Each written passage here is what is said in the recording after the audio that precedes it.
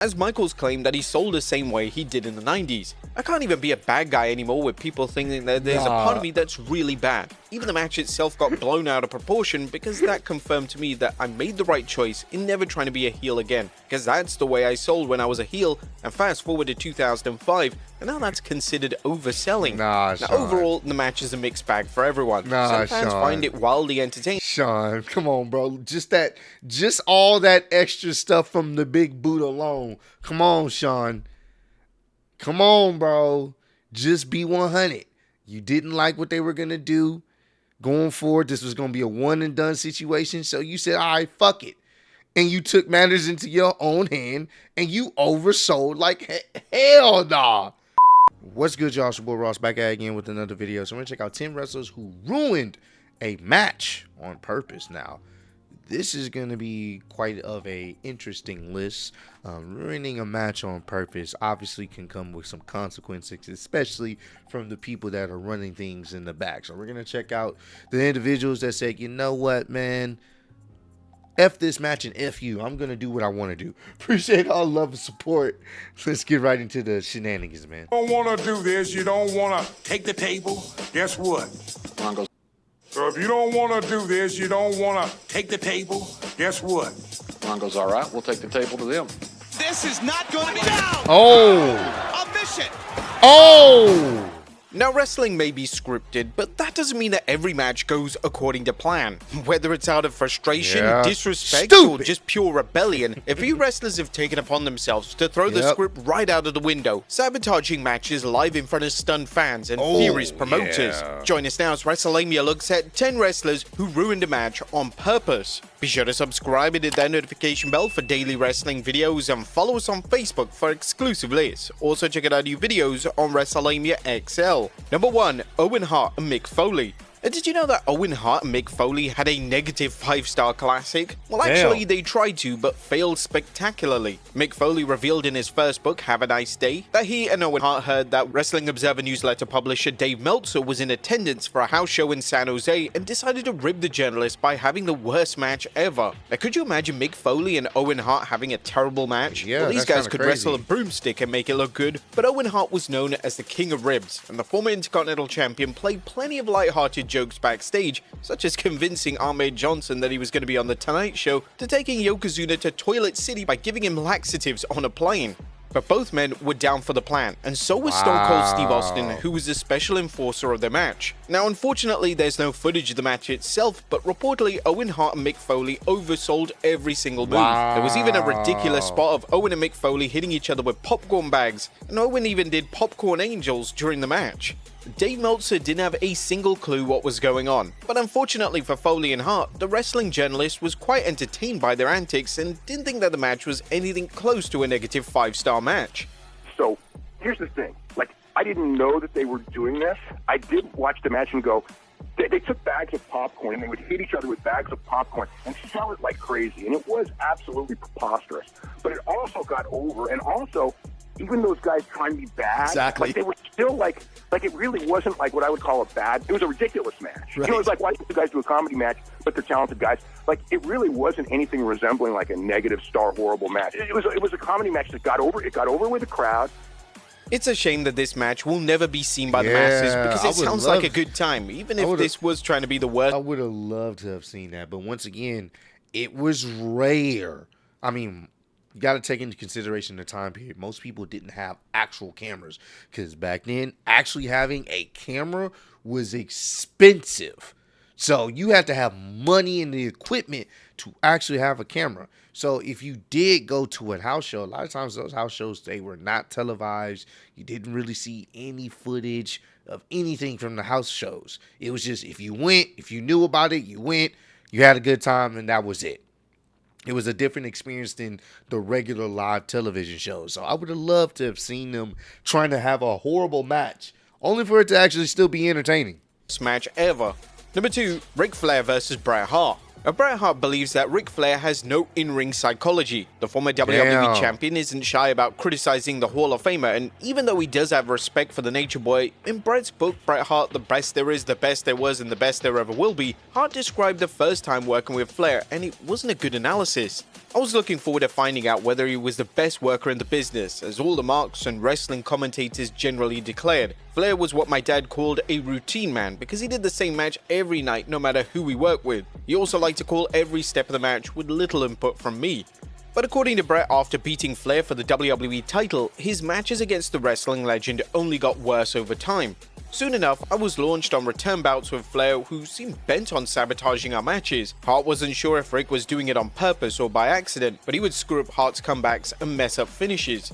I began to refer to Rick's ring style as full blast, non-stop non-psychology. He made things up on the spot and did them whether they made sense or not. As a technician, Flair was one of the best, but I was baffled by how little he really knew about building a great match, and was baffled by how this went undetected by fans and sheet writers who continued to worship him. But this issue with Hart and Flair wasn't one-sided, as the former world champion didn't think that Bret was the great wrestler that many fans felt he was. Personally, I never saw dollar signs on Bret Hart. He was a good, sound, physical wrestler, but with limited charisma and interview skills. He could also have been president of his own fan club. Bret truly thought he was the best technical wrestler who ever lived, and he was stuck in a routine that he refused to break. Every well-known wrestler has patented things that he does in his matches, but you can still entertain your fans by putting those things in different spots or doing them in different ways. If I tried adding things to Bret's comeback, like hitting him with a chop, he couldn't stand it. It had to be in rotation. Don't get me wrong, Bret could have a tremendous match when it really counted, but day to day I found him to be inflexible.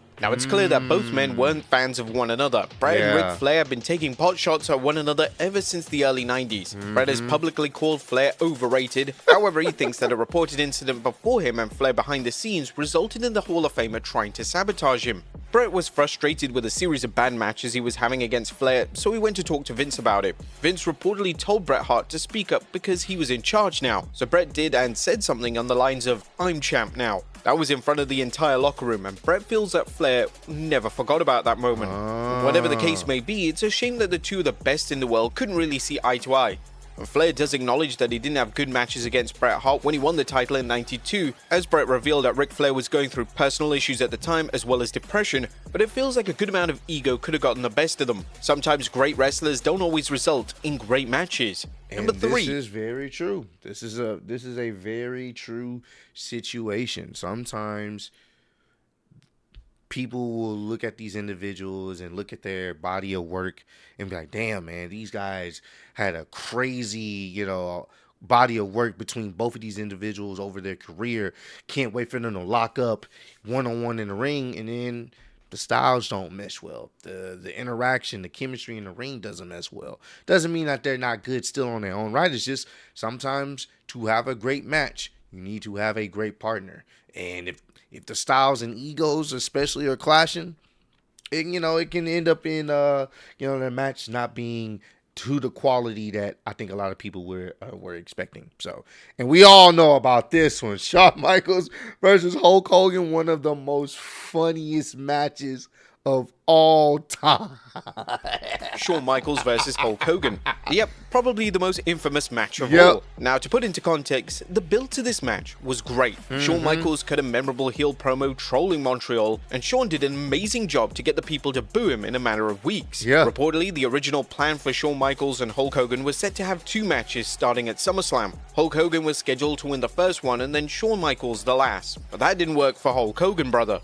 Now, as you can imagine, Shawn wasn't thrilled about that. There was no exact reasoning why Hogan opted out to doing multiple matches with Michaels, but the former WWE champion is known for his selfishness and refusal to put others over. He notably refused to put over Hart, Jeff Jarrett, Randy Orton, and the Ultimate Warrior at Halloween Havoc. The excuse he gave for not wanting to do a second match was that he was injured, but Michaels likely didn't buy it. Of course. At this point, it was too late to change the match, so instead, Michaels oversold nearly every move possible in the most comedic way ever. Hogan kept it straight and continued forward with the match as planned, but Michaels' overselling turned a serious match into a comedy act with loads of pratfalls. Shawn has denied purposely trying to sabotage the match itself, as Michaels claimed that he sold the same way he did in the 90s. I can't even be a bad guy anymore with people people thinking that there's a part of me that's really bad. Even the match itself got blown out of proportion because that confirmed to me that I made the right choice in never trying to be a heel again, because that's the way I sold when I was a heel, and fast forward to 2005, and now that's considered overselling. Now, overall, the match is a mixed bag for everyone. Some fans find it wildly entertaining. Shawn, come on, bro. Just all that extra stuff from the big boot alone. Come on, Shawn. Come on, bro. Just be 100. You didn't like what they were going to do. Going forward, this was going to be a one and done situation. So you said, all right, fuck it. And you took matters into your own hand and you oversold like hell nah. Saying this is not overselling. Now, overall, the match is a mixed bag for everyone. Some fans find it wildly entertaining. And come on, bro. It's okay, Shawn. It's all right, bro. You don't want to say it. That's fine, bro. We get it. We understand why you did it. We get it. Others aren't happy with the overselling. Hulk Hogan fits in the latter. He was reportedly pissed about Michaels overselling, and he felt like the Heartbreak Kid went into business for himself. Or whatever the case may be, Michaels versus Hogan is a match that nobody will ever forget, but too bad it's for the wrong reasons. Number 4, Dean Ambrose and Brock Lesnar. Now, whether you love him or hate him, Brock Lesnar is one of the best wrestlers in the world. But when the Beast doesn't care about a match, you can easily tell. You can tell. That's where Dean Ambrose versus Brock Lesnar comes in from WrestleMania 32. This could have been so much fun. I remember getting hyped about this match. I was legit hyped. I knew Dean Ambrose was gonna die, but I knew he's a crazy individual that's gonna destroy himself just to do any amount of damage to Brock Lesnar, and it would have gotten him even more over than what he was. And reportedly, Brock wasn't trying to do a damn thing he came up with at all. He just didn't give a fuck. Despite some fire promos between Lesnar and Ambrose, the build was quite lackluster. Still, fans were intrigued to see what Ambrose and Lesnar could do together, and it turned out to be a huge disappointment. Moxley had been voicing his issues about working with Brock, and from his perspective, Lesnar just didn't see any value in their match. Neither did Vince or any of the producers. During an interview with Wade Keller, Moxley went into detail about the complications he had during the build. I mean, bro, he was getting beat the fuck up. I remember this. I'm like, God damn, how is he gonna survive? But he kept fighting. That's what was working, and they just, nah, we good, bro. We're just going to do the basic shit, get the fuck out of here. Build up. He didn't want to be there. I mean, he put in the, like, in the weeks leading up, I'm like, because this thing is a street fight. It's not like a match you can just call in a ring. It's a street fight at WrestleMania. So we got to get stunts approved, set up. We got to get the right props for table bumps or whatever stuff we're going to do, you know? And, you know, I pitched all this stuff to everybody, all the producers, and I feel like I'm just getting ignored because like our match wasn't important to any of the producers or writers or Vince. They gave me enough to give me the match, but they didn't give me any help to like make it a good angle or like make it like a hotter thing people want to see. And you know, can we do this? Can we do this? Can we all these different stunts and stuff? Like I'm ready to die in the ring. I'm like I'm ready to take. Oh, we know. And that's why he's never coming back to WWE. Well, I don't want to say never, but for the most part, he's probably not, bro. He's literally doing exactly what he wants to do. He wants to die in the damn ring. And that's what he's doing in AEW. You can tell by the matches that he's usually in. It involves copious amounts of blood and pain and carnage.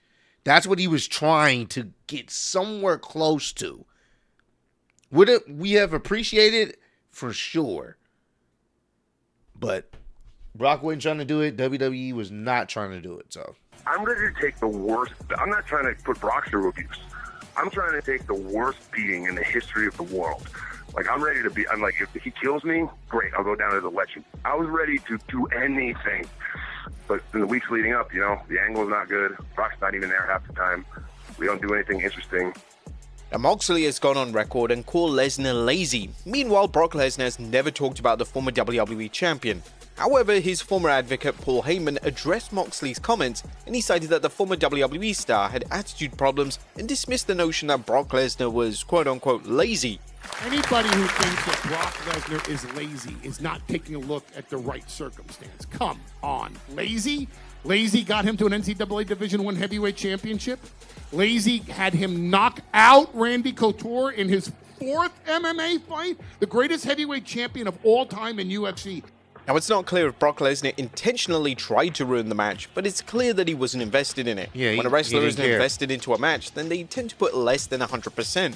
The thing about Brock, and we've seen it time and time again, when he's invested in a match, he will give you a match. When he's not invested in a match, suplex, F5, call it a day. That's how he is. You can tell when he wants to actually give a good match, and then you can tell when he just don't care. Either way, he gonna get paid the same. So yeah.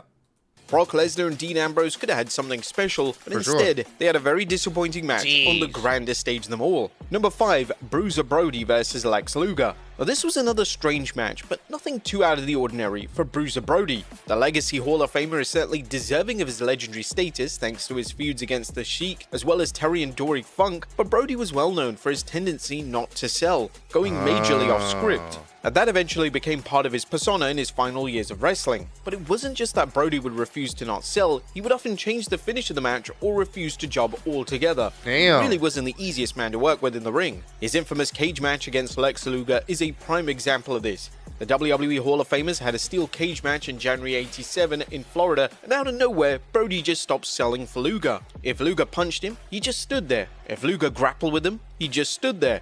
Lex Luger had no idea what to do. Brody just stopped working and time stood still for Luger. He was the upcoming star at this time, so we didn't particularly know what to do in this situation. Luger and the referee had to call an audible and simply end the match via disqualification because they didn't know how to keep going. What's interesting is that Luger confronted Brody calmly after the match, and the Hall of Famer instantly apologized because he thought he did something wrong. But Brody kind of blew off the situation and told Luger not to worry about it. According to Luger, he didn't really explain why he just stopped selling, but he just said that it didn't work and there was a long day. I guess that clears that up. But rumors had circulated that the reason Brody stopped selling for Luger was because he didn't particularly have any respect for him. According to Ted DiBiase, Brody didn't feel that Luger earned his position and he didn't take too kindly to calling spots backstage for the match, as this is something for the veterans. Like Shawn Michaels and Hogan, this match is certainly infamous, but for all the wrong reasons. Number 6, Hulk Hogan. Imagine you trying to, you're getting your name out there and you're, going against a iconic opponent and they just stop selling for you. They just, anything you throw, they not selling. Now, one or two things can happen. Either they do what they did there, got out of it quick, or you can go into business for yourself. You don't want to sell? That's fine. I'm going to make you sell. I'm going to punch you in the face legit. I want to see if you don't sell that. If you don't sell that, all right, you are a different individual, and I probably don't need to mess with you. Probably need to run.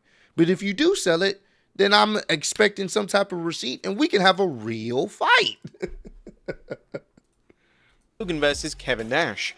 Yep, this again. It's pretty much agreed upon that the later years of WCW were horrendous, and that's putting it kindly. Of course, some genius came up with the great idea of having a WCW World title match between Kevin Nash and Hulk Hogan. And on paper, this sounded like a great idea, but it wouldn't be on this list if the execution was great. This is the infamous finger poke of doom spot, when Nash and Hogan pretended that they were going to fight, but trolled the entire world by having Hogan gently pop Kevin Nash and getting the 3 count. Forget David Arquette winning the WCW World Heavyweight title, this moment made the belt look completely worthless. WCW tried to save the segment with a Goldberg beatdown, but nothing could erase the embarrassing moment that preceded it. Number 6, Hulk Hogan versus Jeff. The finger poke of doom is so wild. Hulk Hogan he's on this list a lot, but that's still always iconic for probably the wrong reasons. The finger poke of doom is crazy, bruh. Jarrett. Now, there seems to be one golden rule in wrestling. Never give Hulk Hogan full creative control. That was a mistake that WCW made, and the WWE Hall of Famer made selfish moves like this. Jeff Jarrett was the WCW World Heavyweight Champion, and he was supposed to beat Hulk Hogan. And as you can guess, Hogan refused to do the job and went out of his way to get creative to change the match finish. They did, and it led to one of the most embarrassing moments of WCW history. Jarrett simply came out to the ring, and as soon as the bell rang, he lay down on the mat so Hogan could get his win. Vince Russo was at ringside and instructed the entire thing, and then Hogan grabbed a mic and stated, "That's why this company is in the damn shape it's in, because of bullshit like this." Hogan then put his boot on Jarrett's chest and then got the 3 count, but he wasn't happy about what transpired. That wasn't it. Vince Russo also grabbed a mic and cut a profanity-laced promo on Hulk Hogan. The overall match was pointless because Russo ultimately gave Jarrett the world title back to defend against Booker T later that evening. They tried to make this a storyline, but it didn't work. Shoot angles can only work if done correctly, but this segment shattered an all-important illusion about pro wrestling. We're supposed to believe that these matches are legit like MMA or boxing, but it exposes the predetermined process of wrestling and also the disgusting politics that played a part in wins and losses. Nobody came out looking good here. Bash at the Beach was supposed to be the crowning moment for Booker T, who beat Jeff Jarrett for the real WCW World Heavyweight title, but it was overshadowed by this controversial segment that further damaged WCW. Number 8, Jeff Hardy vs. Sting. A TNA wrestling under Vince Russo has a lot of, well, moments, and we don't mean it in a good way. However, one of the most infamous moments was Jeff Hardy vs. Sting at Victory Road 2011. Jeff Hardy's history with drugs and alcohol are well documented, but this was the first real time that we saw him intoxicated on live television, and you could tell something wasn't right as Hardy made his entrance. The title match was scheduled to go on longer, but Jeff's impaired state made it impossible. So Eric Bischoff would come out before the bell rang and told Jeff of the match changes. The bout was rather simple once the bell rang, as Jeff taunted the crowd by not giving him his shirt, a few punches from Sting and a scorpion death drop, and that which lasted all of 90 seconds. You can see the disappointment in Sting's face when the crowd chanted bullshit as he mouthed, "I know." Now, in reality, this wasn't the first time that Jeff had been too intoxicated to perform, as Hardy was reportedly hammered backstage at the Final Resolution pay-per-view and TNA officials almost stripped him of the title. On one of these occasions, him being impaired caused him to miss his mark on a chair shot and gave Ken Anderson a concussion. There were a ton of warning signs that something wasn't right with Jeff Hardy, but TNA turned a blind eye and put their performers at risk in the process. Thankfully, Jeff Hardy now seems to be in a better headspace these days and is currently represented TNA in the tag team division. It's great that the former WWE legend has finally gotten over his addiction. Number 9, Angelo Dominio vs. Cuervo. This is one of the scariest spots in the last decade or so. During a co-promotional lucha event in 2018, the two wrestlers were having a casket match and everything was going to plan. But Dominio was pissed about the hard chair shots from his opponent and decided to give his opponent a brutal receipt. But that receipt was him throwing a real concrete brick on the back of his head. Cuervo immediately went stiff and went face first to the floor. Now the wrestler goes stiff. Yeah, I gotta blur that out. I gotta blur that whole situation, bro. That's fucking what? Bro, what? I get it. You getting hit with the chairs a little bit too hard. Get a chair and hit him with it. I don't know what to tell you, but throwing a fucking brick, like throwing bricks, cinder block, whatever it, bro. Yeah, that ain't it, bro. That's not it. And face first to the floor, where he's checked on by officials and he regains consciousness and is helped to the back, while Dominio bizarrely eliminates himself to end their casket match. Thankfully, he survived the assault and is still wrestling until this very day. But Dominio was barely punished for his crimes. What he did was attempted murder, and he tried to claim that it was an accident and that his opponent was in the wrong position, but nobody bought it. For 34 days, he was blacklisted from professional wrestling. That's it. The entire brick throwing actually became his gimmick, and promoters tried to sell the real-life incident to sell tickets. Really? It's one of the more disgusting parts of professional wrestling. Bro, so they're running with him like he likes to throw bricks at people, and he legitimately could have killed that person. And now they run with that as a gimmick? Get this guy out of here.